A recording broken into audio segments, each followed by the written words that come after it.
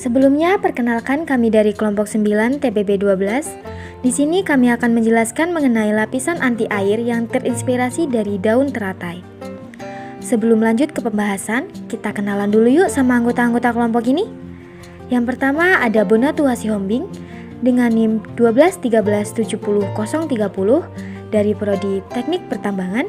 Yang kedua ada Iko Ahmad Zahmawi dengan NIM 121370026 dari Prodi Teknik Pertambangan. Yang ketiga ada Nanang Ma'aruf dengan NIM 121310011 dari Prodi Teknik Biosistem. Yang keempat ada Nola Amanda Sepa dengan NIM 1213110 dari Prodi Teknik Biosistem. Yang kelima ada Ramadina Az-Zahra dengan NIM 121280029 dari Prodi Teknik Kimia. Yang keenam ada Sylvia Ardila dengan NIM 121370021 dari Prodi Teknik Pertambangan. Yang ketujuh ada Taruna Bayu Aji dengan NIM 121370032 dari Prodi Teknik Pertambangan. Dan yang terakhir ada Widya dengan NIM 121310003 dari Prodi Teknik Biosistem. Baiklah, untuk mempersingkat waktu, langsung aja yuk kita simak ke video penjelasan yang berikut ini. Sebelumnya teman-teman tahu nggak sih apa itu biomimikri?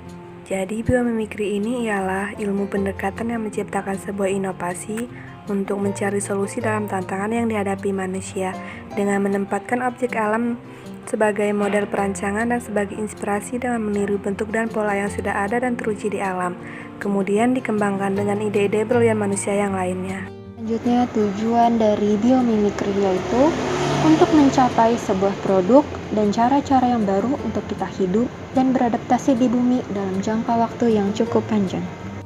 Biomimikri daun teratai tahan air. Teratai, pada permukaan daun teratai dilindungi oleh lapisan kutikula.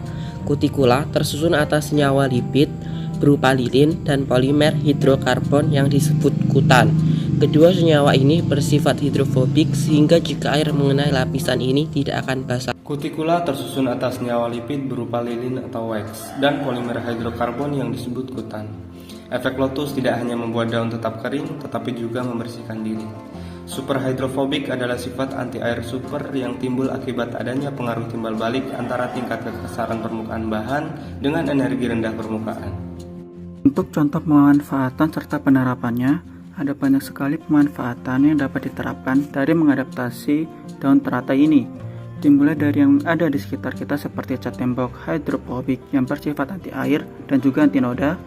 Lalu terdapat juga lapisan pengilap pada mobil agar mobil selalu terlihat bersih dan mengkilap serta tak terlihat kusam. Lalu terdapat juga kain taslan yang bersifat anti air serta tetap bersifat ringan, lembut dan kuat sehingga dapat digunakan untuk membuat tas, tenda serta jas hujan.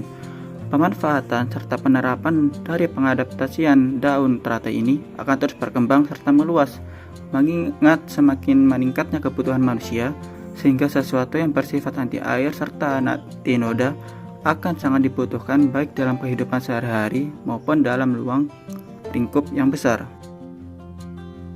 Nah teman-teman, setelah mendengar penjelasan biomimikri tahan air tadi, ternyata kita bisa mengaplikasikannya ke pakaian kita loh. Caranya mudah kok, bahannya juga murah, hanya memakai lilin parafin dan kita bisa mengaplikasikannya ke pakaian kita. Bisa juga mencampurkan lilin parafin dengan lilin lebah. Proses pengerjaannya, kita bisa menggosokkan lilin parafin ke pakaian kita secara merata. Lalu kita keringkan menggunakan hair dryer. Kemudian, alangkah baiknya diamkan beberapa menit. Lalu kita dapat lakukan kembali sampai 3 kali pengulangan. Gunanya apa sih? Gunanya agar lilin parafin merata secara maksimal.